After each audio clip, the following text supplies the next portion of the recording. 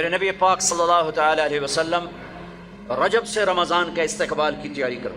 جب رجب کا مہینہ آتا تو آپ اللہم بارک لنا فی رجب و شعبان وبلغنا رمضان، یا اللہ ہمارے رجب شعبان میں برکت دے اور رمضان کا مہینہ ہمارے نصیب فرما. اللہم سلمنا لرمضان، اے اللہ ہمیں رمضان تک سلامتی کے ساتھ پہنچا دے.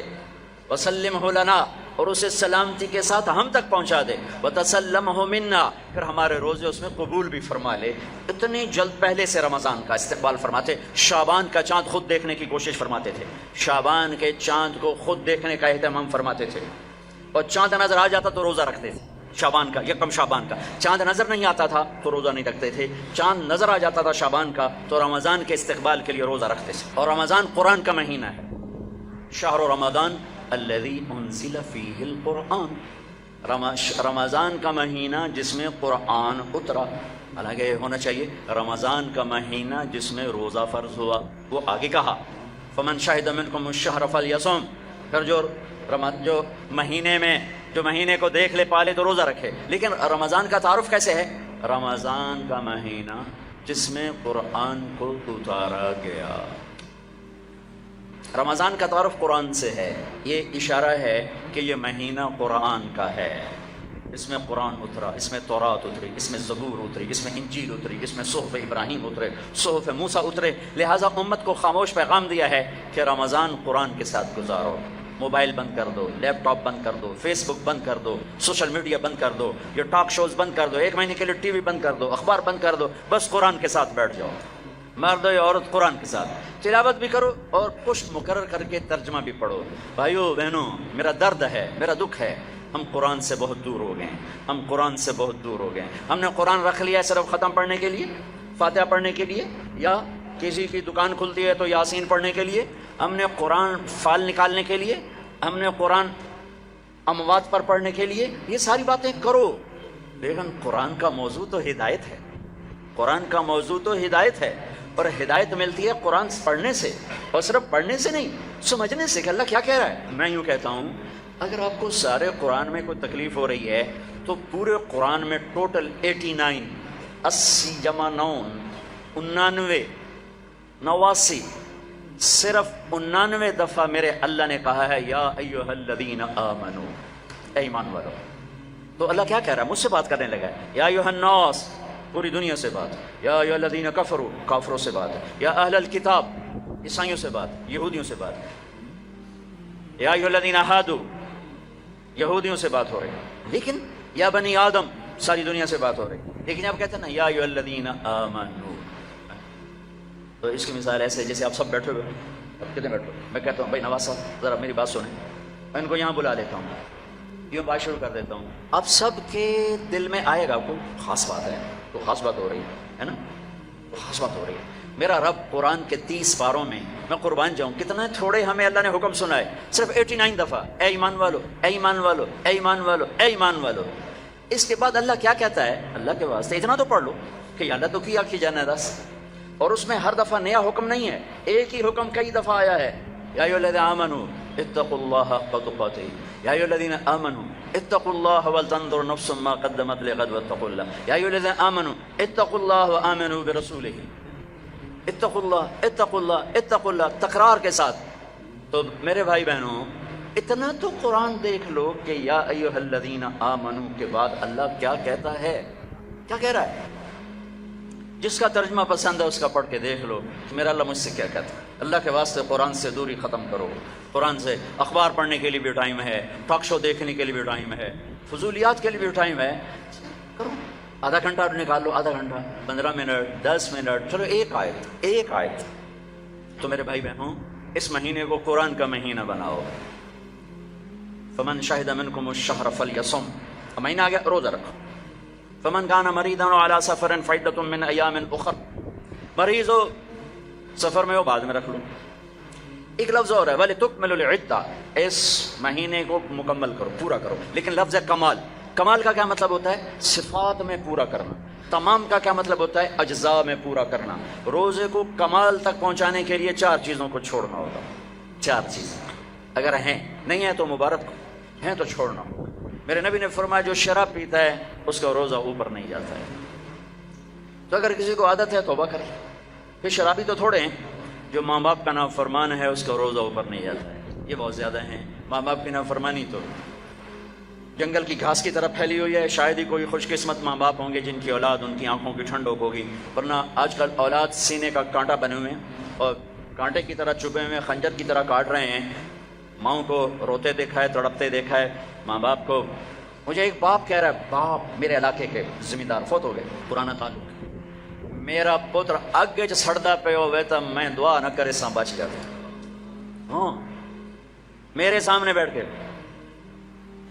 کہ مولانا صاحب وہ ماں بھی آدھی ہے جی اگے سڑتا پہ اسی تو میں نہ اکسان اللہ سائیں میرے پتر نو بچا. تو ماں باپ کی نافرمانی یہ روزے کو نہیں پورے دین کو روک دیتی ہے، پورے دین کو روک دیتی ہے. صرف روزہ نہیں ہے، پورا دین رک جاتا ہے. ایک صحابی علقمہ رضی اللہ تعالیٰ عنہ، ان کی بیگم کا پیغام آیا کہ میرے خامن مر رہے ہیں، کلمہ نہیں پڑھا جا رہا. صحابی جن کے بارے میں اللہ کہتا ہے کلن وعد اللہ الحسنى، میرے محبوب تیرا ہر صحابی جنتی. وعدہ وعدہ کیا نا، وعدہ.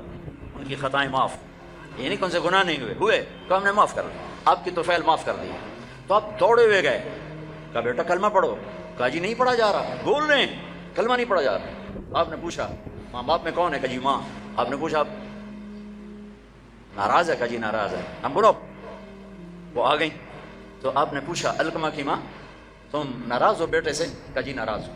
کیوں ناراض ہو؟ اب وجہ سننا، آج کل کی وجہ نہیں، وجہ سننا. کہ یا رسول اللہ میرا بچہ بہت نیک ہے، رات کا اٹھنے والا تھا، دن کا روزے والا تھا، لیکن مجھ سے بات بدتمیزی سے کرتا تھا، سخت لہجے میں بولتا تھا. مجھے اس کا دکھ ہے، اس نے اپنی زبان سے میرا دل توڑا، زخمی کیا.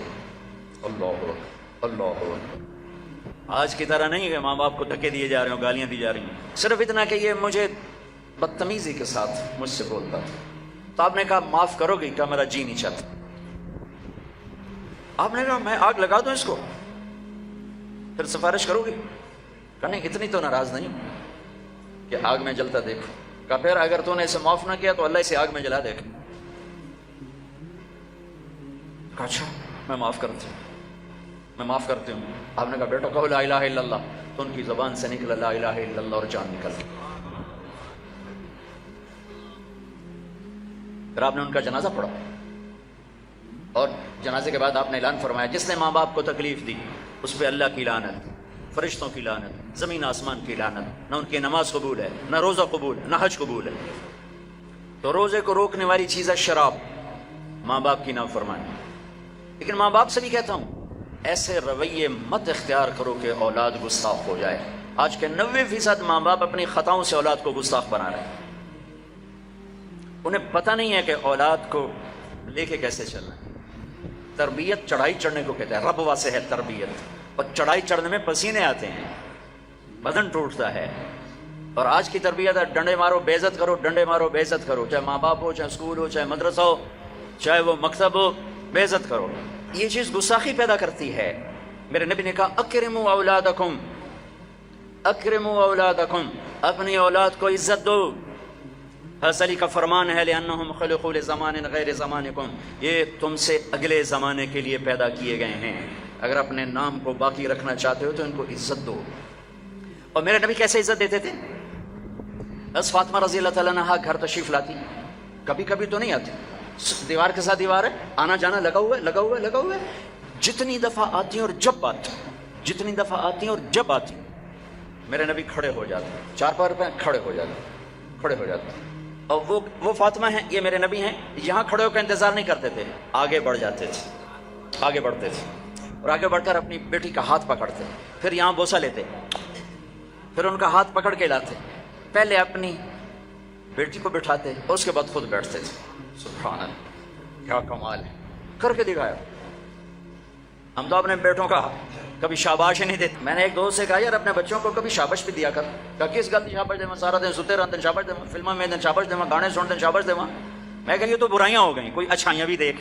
اچھائیاں بھی ہوں گی، چونکہ ہر انسان کے اندر نیگیٹو تار بھی ہے، پازیٹیو تار بھی ہے. تو ان کی اچھائیوں کو واہ واہ کرو، وہ برائیاں خود چھوڑتے چلے جائیں گے. ہر وقت ٹوکا ٹاکی، ہر وقت ٹوکا ٹاکی، یہ کیوں نہیں کیا، یہ کیوں نہیں کیا، یہ کرنا تھا. اور ایک یہ پڑھائیوں نے تباہ کر دیا ہماری نسل کو، ہماری اولاد کو. 3 سال کا بچہ جسے ماں کی گود کی ضرورت ہوتی ہے، وہ ظالم ماں ہے جو 3 سال کے بچے کو اسکول کے حوالے کر دیتی.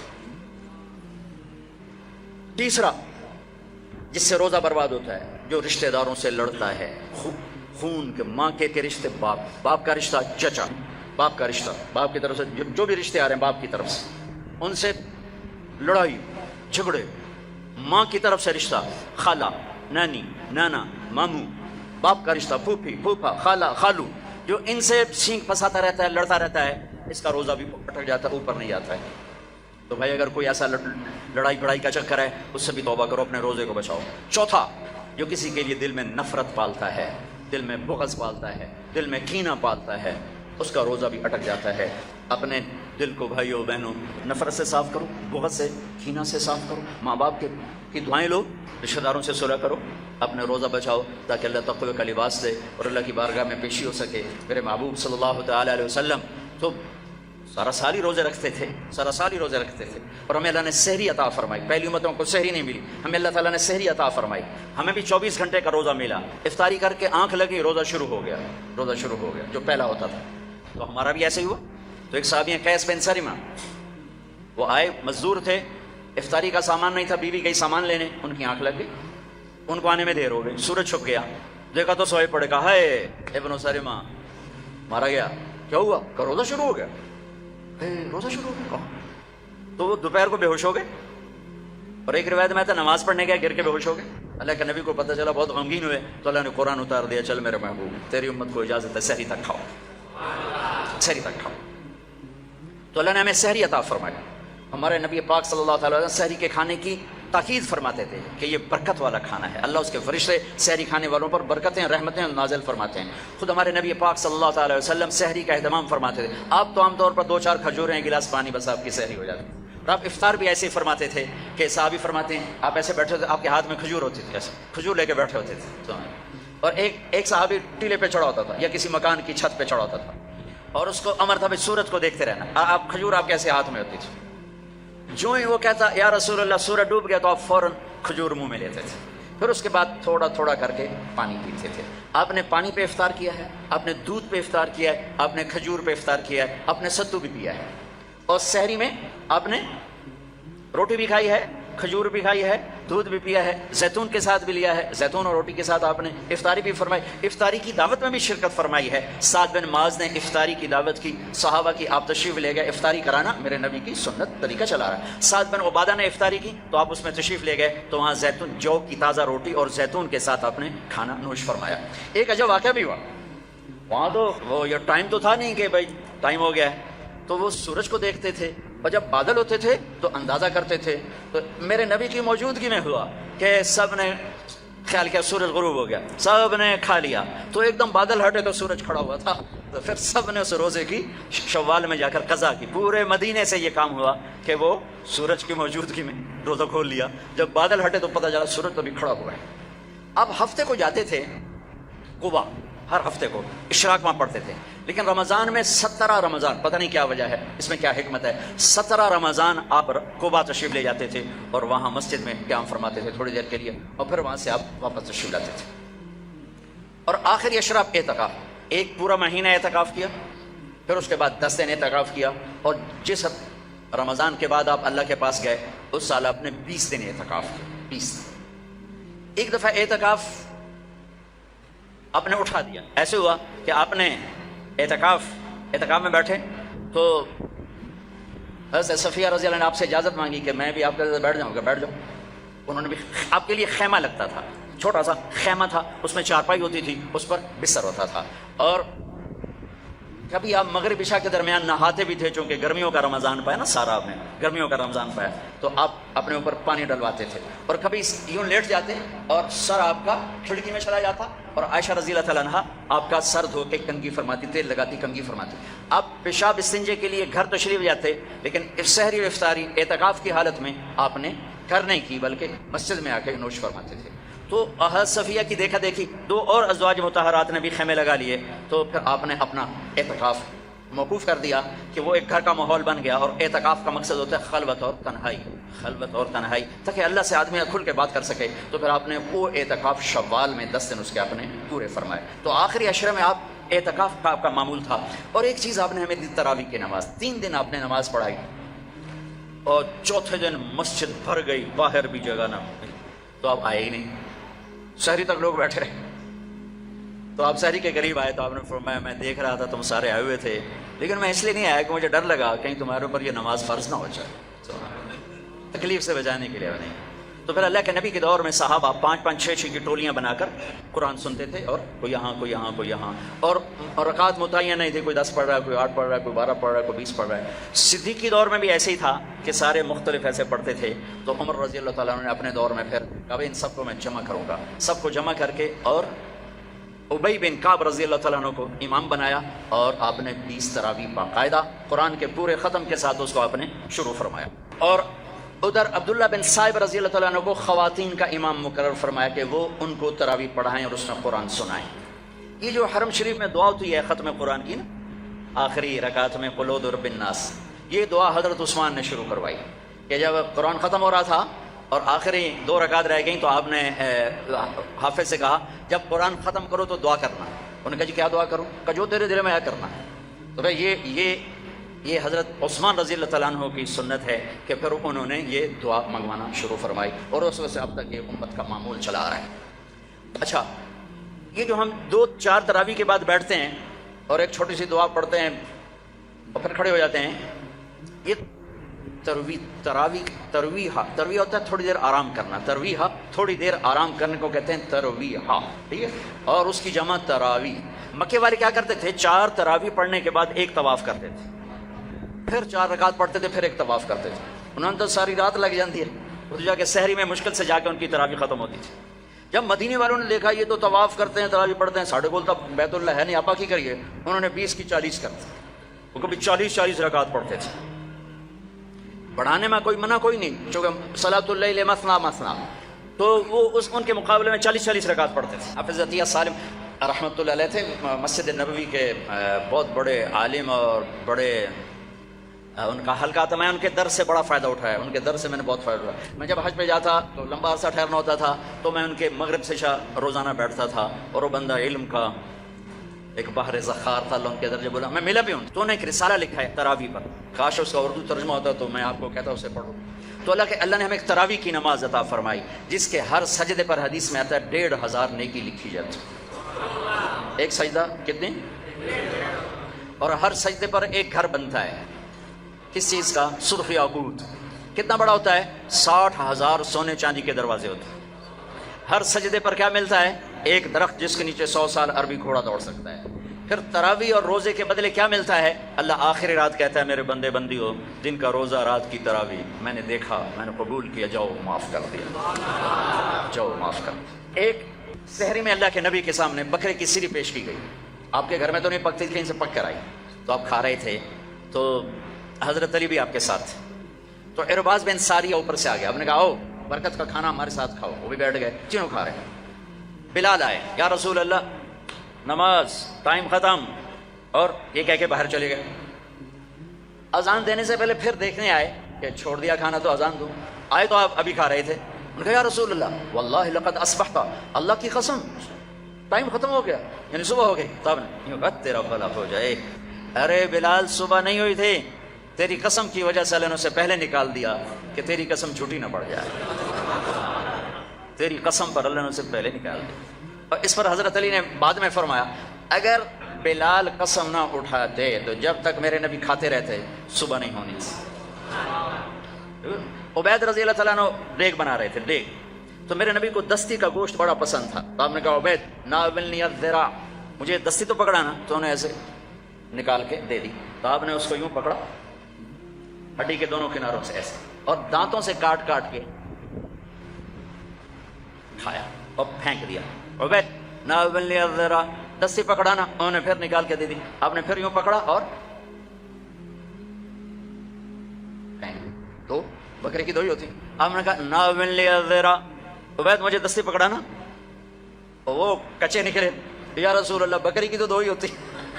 آپ نے کہا ارے عبید اگر تو ہاتھ ڈال دیتا تو جب تک میں کہتا رہتا مجھے اللہ دستیاں نکال کے کھلاتا رہتا۔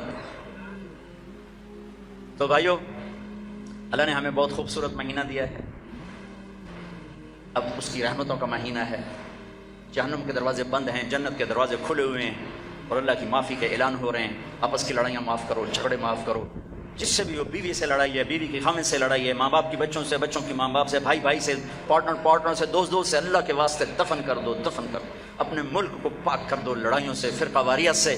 اس رمضان میں فرقہ واریت کو دفن کر دو۔ یہ آگ جو بھڑکی ہے، مجھے پتہ ہے میں کہاں بجھا سکتا ہوں، لیکن میں وہ ابراہیم علیہ السلام کی آگ پہ کبوتر نے 2 چونچ پانی ڈالا تھا، بس میں وہ کبوتر بننے کی کوشش کر رہا ہوں کہ بجھے نہ بجھے میں اللہ کو کہہ تو سکوں گا، یا اللہ میں نے تو پانی ڈالنے کی کوشش کی تھی، لیکن بھڑکانے والے زیادہ ہیں، بجھانے والے تھوڑے ہیں۔ لیکن تم تو نہ بھڑکو، ایسی باتیں مت سنو جو تمہیں فرقوں میں بانٹ دیں، جو تمہیں کسی دوسرے مسلمان فرقے کے بارے میں نفرت سے بھر دیں، کفر سے بھر دیں۔ ارے بھائیو، کسی کو کافر کہنا آسان کام نہیں ہوتا ہے، آسان کام نہیں ہوتا ہے۔ اللہ کے واسطے وقت کی رفتار دیکھو، افق کا رنگ دیکھو، آسمان کے تیور دیکھو، زمین کی گردش دیکھو، اتنے زمین بھی تیور بدل رہی ہے، فلک بھی آنکھیں دکھا رہا ہے، اس کے باوجود اس قدر نفرت دین کے نام پر، کفر کافر۔ کون جائے گا جنت میں؟ کس کے لیے جنت ہے؟ بھائیو دروازے، اپنے مسلک پہ قابو رہو، دوسرے کو عزت دو، دوسرے کے لیے بھی جنت کا دروازہ کھلا رکھو، صرف اپنے واسطے نہ کرو اساں اندر جا کے تو ود کنڈا لا لینا کہ وڑن ہی نہیں دے۔ ایسی حماقت نہ کرو۔ میرے نبی کی امت بہت بڑی امت ہے، اور میرا رب بڑا کریم رب ہے۔ اس رمضان کے مہینے کو محبت کا رمضان بناؤ، درگزر کا رمضان بناؤ، راتوں کو تراویح پڑھو، دن میں روزہ رکھو، انشاءاللہ سارے گناہ معاف ہوں گے۔ اور مہینے کے آخر میں ہے مالدار آدمی کے اوپر کہ وہ روزے کی زکوٰۃ ادا کرے، روزے کی زکوٰۃ ادا کرے، جو کشمش کے حساب سے 2000 کے قریب بنتی ہے، کھجور کے حساب سے کوئی 800-900، میں سے اندازاً کہہ رہا ہوں، اور گندم کے حساب سے تو اخبار میں پڑھا تھا 100 روپے بنتی ہے۔ لیکن جو لوگ مالدار ہیں، گندم کے حساب سے نہ دو، کشمش کے حساب سے دو، تو انشاءاللہ اس کا آپ کو بہت اجر عظیم عطا